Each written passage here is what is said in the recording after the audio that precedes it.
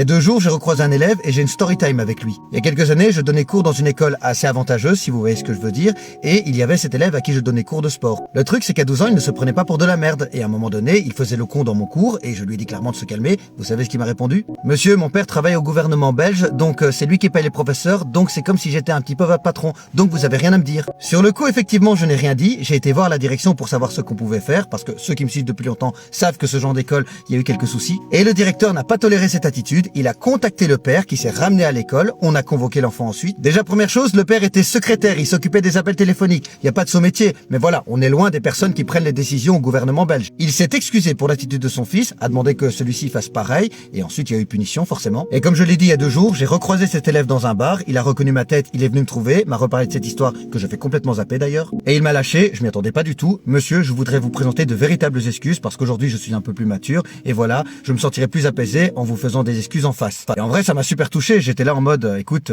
quand on est jeune, on fait des erreurs, mais tant que tu les as apprises et que tu en es ressorti plus épanoui, c'est le principal. Et je ne t'en veux pas. C'est tout pour moi.